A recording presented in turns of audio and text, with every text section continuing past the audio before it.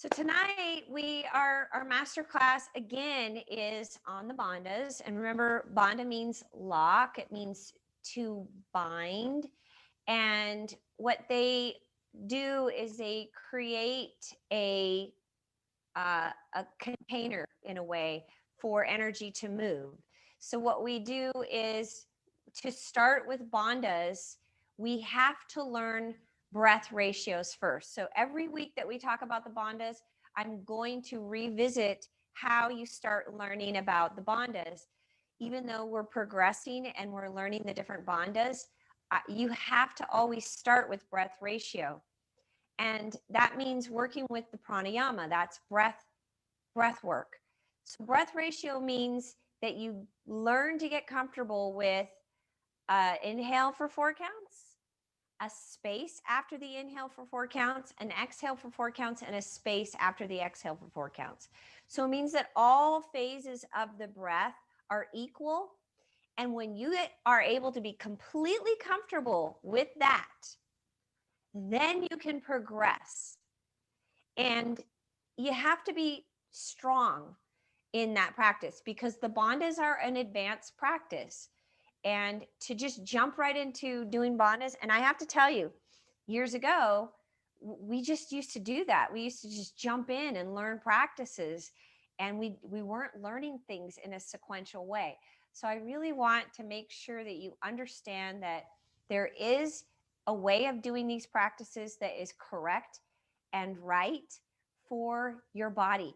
A little side note, what's amazing about pranayama is that it purifies the body. That is what it does. That is what breathing techniques do.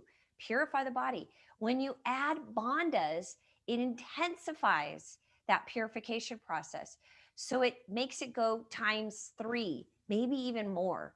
So your ability to completely cleanse out the body is heightened. The other thing that using pranayama, using breath technique, and just doing a breath ratio practice where you do equal counts for each part of the breath, what starts to happen with that practice is you will literally change your mental outlook.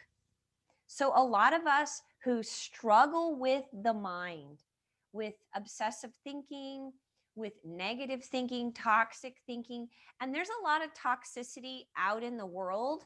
You know, people sometimes get stuck. They get stuck in neuropaths that are negative and they don't know how to get out. Pranayama is a way out, you guys. Doing these breath techniques reduces attachment, reduces cravings and addictions as far as the senses are concerned. And what it does is it reduces our need for worldly pleasures, which there's nothing wrong with them, by the way, but it reduces your need for them. You don't have like, I have to have this. So it helps with overeating. It helps with drinking, drugs, and other kinds of overindulgences that we might get involved in. And the reason why those things are important for us to pull back from is they're not serving us. So in Ayurveda, we always say your quality of life and how long you live and all of that really is based on every single choice you make, every single one. But how do we help ourselves without having tremendous guilt or shame? Here's a way. Here's a way. You reduce that pull.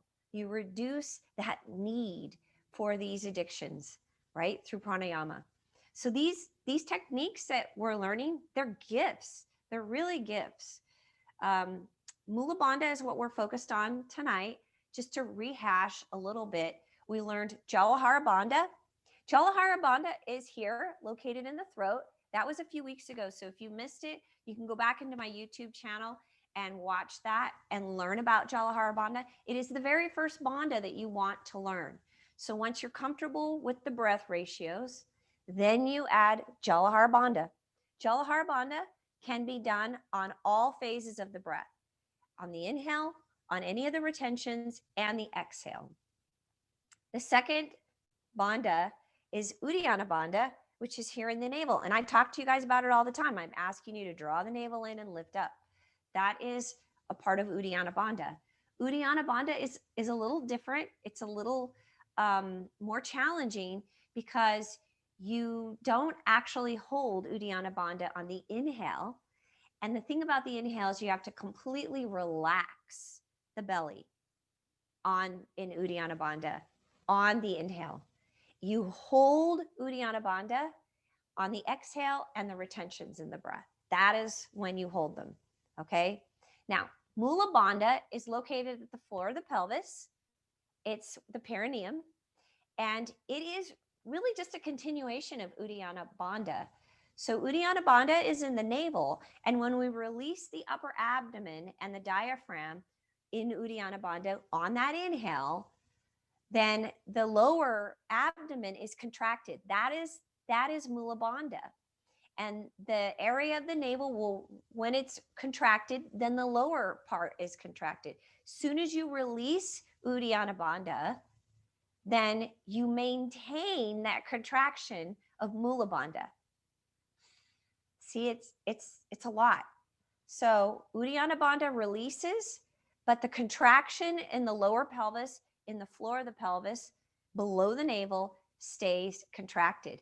So Mula Bandha, like Jalahara Bandha, can be done on all phases of the breath: the inhale, the retentions, and the exhale. So Mula Bandha can be maintained throughout the whole practice, just like Jalahara Bandha. But the reason why Mula Bandha can be challenging and people get like, I'm not sure if I'm doing it. Am I doing it? Am I not doing it? Is because it is a part of Uddiyana Bandha. And Uddiyana Bandha, you release on the inhale. Okay. So we are going to do some postures that work with these bandhas. And what I will tell you is don't sweat it.